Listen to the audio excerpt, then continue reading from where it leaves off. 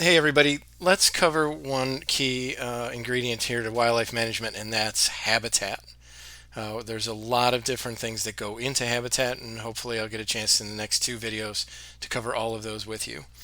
Basically, though, we got to start with a definition of habitat, and I can give you a one-word definition, and that is home. Habitat is where an animal lives. If I back you up one slide here, though, I just want to point out that all of the images that are labeled with a place and a date are pictures that I took. So I took this picture of this beautiful habitat in Borneo in 2015, world's oldest rainforest. If I want to give you a more technical definition of habitat than just the word home, have a look at this. So, habitat has to include food, cover, and more. Literally all of the things that an animal would need in order to survive. So, habitat is complicated. It's physical features and the vegetation that satisfy all the needs of that population. So, if we're thinking about habitat as places where an animal lives, I just want to point out in this picture here that the dominant feature is the mountain range in the background, right? Beautiful, stunning. But that's not where this Wanako is living. This relative of the alpaca and the llama, this wild animal, is living here at a lower elevation where there's lush vegetation instead of up in the hinterlands there where it's just snow, ice, and rock. So we're really looking at the place where the animal lives. However, we'd be foolish to think that that large mountain range doesn't have some sort of an impact on the place where this animal lives. It's going to create its own weather, it's going to block weather. Depending on which way the prevailing wind goes, we may have more rain here or less rain here, depending on which way the wind is blowing. And habitats can be small. They don't have to be at some faraway location. So here's my wife and I are canoeing by Howlands Island. Actually, we're canoeing over Howlands Island at the moment because the Clyde River had, or the yeah, Clyde River had flooded. And that also brings me to the point that habitats sometimes can be temporary. So this flooding caused a huge change in the habitat at this moment, but within a couple of weeks, it went back to what is more typical. And then maybe the last little thing to remember here is that we have wrought lots of changes on habitat. So that city in the distance there, that's Perth, Australia, um, probably has some impact on this lake. Now, even at this distance, maybe it's light, maybe it's noise, maybe it's air pollution, but it certainly isn't close enough for the animals to be worried about the concrete, the buildings themselves. But even at that distance, they still can have a change on the habitat. Um, there are plenty of examples of animals that live right in urban or suburban areas, and we really could do an entire course on that interface of wildlife and humans. And I like that quote in the bottom right there: animals who can adapt. So all animals would love to be able to adapt to the changes that we're forcing on this planet, but not all of them are able to. So I'm sure you recognize the coyote and the bear there, the gray squirrel. Now maybe you guys know the barn swallows at the bottom, and who knew the peregrine falcon in the top right corner there. So there's a famous story in Rochester, New York, on Kodak Tower, where they actually placed juvenile peregrine falcons in an attempt to get them to establish a nest, and they did. I haven't kept up on that. I don't know if they still have peregrines nesting in the city of Rochester, but they found that to be successful in many cities where the peregrine falcon has adopted our artificial cliffs for the natural ones that they normally would be nesting on. So think to yourself all of the things that a habitat must provide. If there's an animal living in a location, that means its basic needs are being met. If that animal is thriving, that means its basic needs are being met and then more. So let's go through probably not every single pit, but we'll go through almost all of the things that a habitat needs to provide. And all along here, I want you to be thinking of, what do you need to survive? I mean, really survive. You shouldn't be mentioning Starbucks coffee. You shouldn't be mentioning Wi-Fi. Really, the things that you absolutely need for survival. And we can start with food. So, a key ingredient for any habitat would be a proper type and amount of food. Food, as you learned in your lecture, provides both energy and nutrients. And if we were going to manage for food, we would be looking at what types of food, the quality of food, the quantity of food, and when that food is available. So, for example, if I wanted to manage for white-tailed deer in New York State, I might be thinking about what kinds of food are available in the wintertime when food is at its scarcest. Another consideration for wildlife managers is whether they should supplement natural food. Now, this is just a bird feeder that's set out, and my wife and I grabbed some seed there, and you see she's got a bird in her hand. Does anybody know what it is? It is a red-breasted nuthatch, and it came down, and obviously we weren't the first people to have done this. But the supplemental food that they were providing these birds might have had an impact on some of their survival, but the majority of it was for wildlife viewing for visitors like ourselves to this park. Along with food, we should mention water, and I would like to make the distinction that that animal on the left there, that is a California sea lion. We were snorkeling in Mexico, actually, because of the sea lions. It's a place where they often interact with divers, and that guy right there bit me on the knee. I don't have a scar to prove it, but I do have a vivid memory of that with my GoPro. And you can see the kangaroo drinking from an artificial body of water on the right there. So just like we talked about the differences for food, it's the quantity, it's the quality, it's the seasonal availability. Excuse me. So that would be all of the considerations you would need to have as a manager. And if we think about water, it's not evenly distributed. So that's true at a global scale, at a continental scale, and then even at a local scale. You know, it's interesting today. Laura and I sat here and watched numerous birds lined up waiting to get into our bird bath today, not because they were actually drinking the water, but they were using it to clean their feathers. And that water was such a hot commodity in our bird bath because it was the right depth, and it was the only water of that depth for a long way around. So no, water isn't always available. And if you think about all the different ways that water is accessed by wildlife, so you've got standing water, or maybe I could have just called that surface water, so a stream or a pond, and then you've even got condensation. So early in the morning would be a key way for some animals to get moisture, precipitation, rain and snow, and then even in succulent vegetation. There's great examples of wildlife that get a tremendous amount of the water that they need from the plants the plants are not doing it for the animals. The plants are doing that for their own adaptation, but the animals end up benefiting from that. And I want you to think a little bit about all of the behavioral, physiological, and physical adaptations that wildlife would have in order to obtain water. So there's some classic examples of that, right? We all as kids learned about camels being able to go long distances in the desert without drinking water. But there's other examples that are equally impressive. This is a photograph that I did not take. I stole this from the internet. Does anybody know what the word koala means? It actually means no water. So koalas are adapted to live in an environment where they don't drink water, but they get all the water requirements they need from the eucalyptus leaves that they eat. We have an example here in North America of that. This ridiculously cute looking creature right here is a kangaroo rat, and you can see that it's standing on its hind legs like a kangaroo would, has a long tail like a kangaroo does, and literally skips along the ground on its back legs, a bipedal skip, if you will, just like a kangaroo does.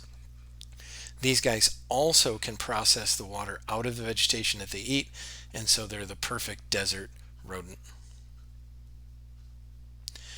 If you're thinking about water as part of your wildlife management plan, for example, or if you're thinking about it just in terms of learning about wildlife management, some of the things to consider here. Sometimes we have not enough water, and at other times we have too much water. And then that last example there, storm tides, actually refers to not just too much water, but the wrong kind of water. So imagine that you have a coastal area and a storm comes through and the tide is so high because of the storm that the salt water inundates the freshwater area and actually destroys that water that animals were planning to drink. We also have quality issues. Here's just some examples of pollution. I would mention sewage as one of the ones that is something that we really can control by having better municipality infrastructure and laws on the books. And if you're going to add water features, your whole goal here is to provide water in a place that's needed or at a time that's needed where it otherwise wouldn't be available. So if we put up a bird bath next to a bird bath next to a bird bath, we might get more birds in, but probably not. You reach a point where it's overkill. It would be better if I spread my bird baths over in different locations on my property and benefit more birds. Likewise, my bird bath is located with lots of shelter around it, so the birds using it also have some security from predators. And here's a picture from a few years ago. Can you identify the species? I'd be pretty impressed if you came up with this one. That's an eastern bluebird. Maybe you recognize that powdery blue color, even though you can't see the bird well.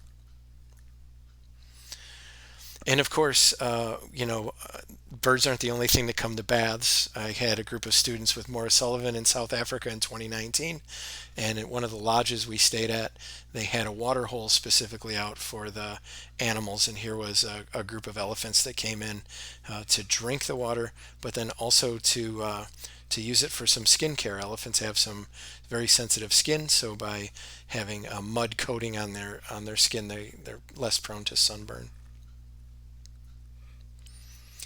And then we visited Sri Lanka in December of 2019. This is a water buffalo in an artificial body of water that was created within a national park for wildlife benefit.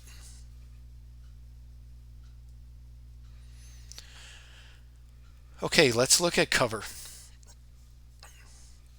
You might remember this photo from Introduction to Fish and Wildlife when I talked about mountain lions, or puma as they call it here in Chile. Look at the cover that this animal is in the middle of.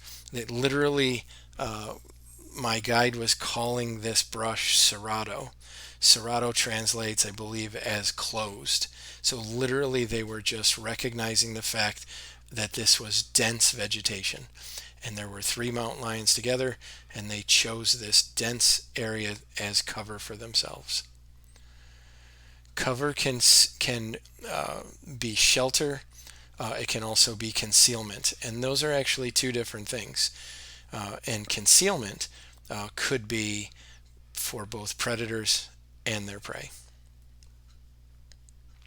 Think of things like vegetation in this photo here, simple rock outcroppings.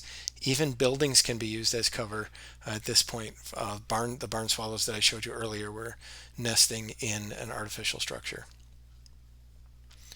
And I'm going to give you 3 examples of cover. They are not the only examples of cover, but I'd like to mention them here. Protective cover, nesting cover, and cover for young. So let's take a look at what concealment is. This is the first lion I ever saw in a tree. This was in a national park in Uganda, and this lioness, she was full. She was not trying to hunt. She wasn't concealed here because she was trying to hide from her prey. She was literally trying to take a nap here. So she didn't want to be pestered at all. She hides up in the brush here and stays out of sight.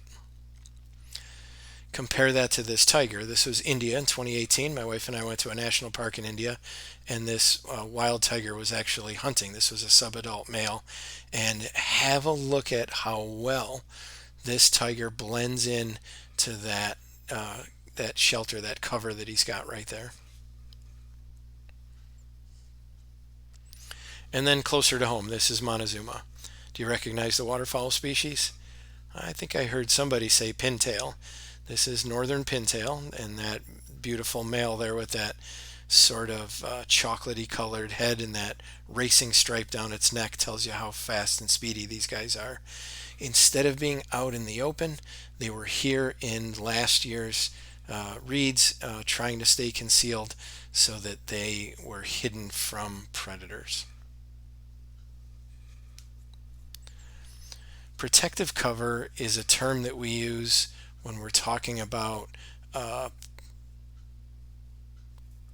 being protected from either a predator or from the elements. And so I've got two examples here, and both of these animals can be eaten by predators right here in New York State, but both of them are also prone to weather problems. So the ring-necked pheasant and the white-tailed deer, both of them have issues in the spring with weather.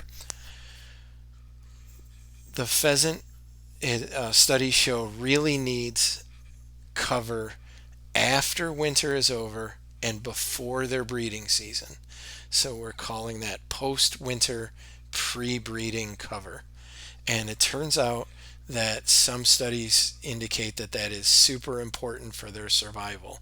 I mean, they made it all the way through the winter, and now they need this different kind of cover at this time because all of a sudden the temperatures are rising. So instead of it being snow, you've got rain, you've got wet. They need cover from that. This bull elk in Grand Teton National Park, bugling here out in the open. This was a beautiful scene. Elk are known to need what's called thermal cover.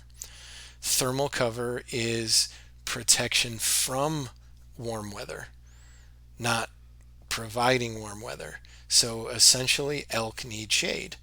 But if you look at the size of those antlers on this guy, not any shade will do. If I put myself in a really brushy situation where there's lots of understory and my antlers are growing, now this picture was taken in late August, so his antlers are already hardened off. But during the summer, in the hottest months, when my antlers are soft, if I'm bumping into branches and sticks, I'm going to damage those antlers. They're not going to look as well, and they're not going to function as well.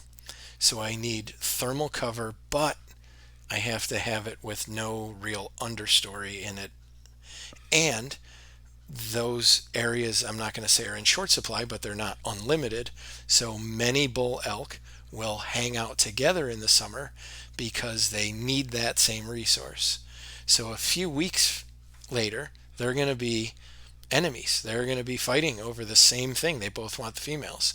But there's a truce, a détente, if you will, in the summer so that they can share that thermal cover. And as a species, that's a great survival strategy. I did not take either of these pictures. These were stolen off the internet, but these are two examples of improvised thermal cover. So I think that trampoline picture is Texas. I'm not 100% sure of that, but that's if I remember correctly. So hiding under somebody's trampoline, and then look at all those lions all lined up in the shadow made by that wing. So it's obvious that shade is important for wildlife. We'll get through a couple more of these, then we'll take a break. Nesting cover. Now think about the difference between nesting cover and cover for the young. So that's the next category that's coming up.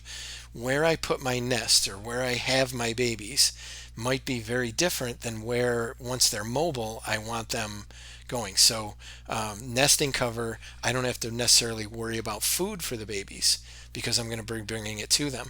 But once they're on their own, they're going to need to find food themselves. And if you look at this field here, I love this picture. This is a type of shorebird actually. And if you look at the pattern on this bird and look at the flowers growing there, all the different spatters of color, this guy was really well camouflaged. Ground nesting bird out in the middle of this field of wildflowers. That's a perfect place for nesting cover. Camouflage. Different birds have different types of nesting cover. So a northern harrier, a type of hawk, that's our only ground nesting hawk that we have in New York State. It's also our hawk with the longest legs. I don't think that's a coincidence. Turkeys like to nest in shrubby areas. And this red-winged blackbird here that's pictured, they like to nest in cattails. And I think I've got one more. Emperor penguins live in a place where there is no cover, so they provide it themselves. So emperor penguins, the male holds on to the egg, he puts it on top of his feet, keeps it warm with his own body, and they huddle together to try to provide cover from the elements for their eggs. That's pretty cool. For about the last 20 years, my wife and I have been doing black tern surveys at Montezuma National Wildlife Refuge. And black terns are the birds that are pictured in these two shots here. And what you do for the survey is you take a canoe in to appropriate habitat, and as you get closer to the nest, the birds alert you to that by dive bombing you. So you're basically playing a game of hot and cold. So the warmer you get, the closer you get to the nest, the more agitated the birds get and the more aggressive they are. That's Jessica on the right there, and she just had been struck in the head actually by that bird. I didn't get a picture exactly of that happening. We just did one this spring, Laura and I, and we were dive bombed as well. It's a pretty cool experience, but it's also biologically relevant for them. Black terns are threatened in the state, so it's important information. Now compare where you would have your nest, let's say, versus where you would have cover for your young. So here's a couple mule deer fawns that are out and about in Grand Teton. These guys are old enough to be up and eating vegetation on their own. So maybe they're in a different habitat than they were when they were first born and laid down in the ground and told not to move by mom, and she came and gave them all the food that they needed. I also want to tell you that cover for the young could include the female itself. If you have a look here, that there's are two different kinds of grebes. The grebe on the right is from Australia, and if you look, she's got a baby right on her back. So she's providing cover for her young by hiding it right on top of her. The mergansers that are, I said they were both grebes, didn't I? They're got a grebe and a merganser. I apologize. The merganser on the bottom here, I photographed that in Grand Teton, and what this female was doing was taking her babies out into the middle of the lake as cover. And the idea here is that you're using the word cover like in quotes here because she is protecting her babies by moving them out into open water, and it's much harder for a predator to sneak up on them. So it's literally the lack of cover in this case that provides them with safety. The merganser is a cavity nester, so it started its life with the baby as in cavity, and some species keep their babies in there for a long time. This species does not. And I think for me, the ultimate example of cover for young is black bears. This is Art Kirsch. He was a biologist for many years for the DEC. This was us at a bear den in Arkport. And you can see to the right of the picture there, that dark hole, that was the cover that this female had selected for her cubs. So she was raising these cubs for the first couple months of their life inside a completely covered den. In this case, they're not always this secure, but this one particular one was. Hey, I think that's a good spot to take a break. Let me do part two with you in just a few minutes, but why don't you take a break yourselves, get something to eat, drink, stretch, and then come back and we'll finish out with these notes.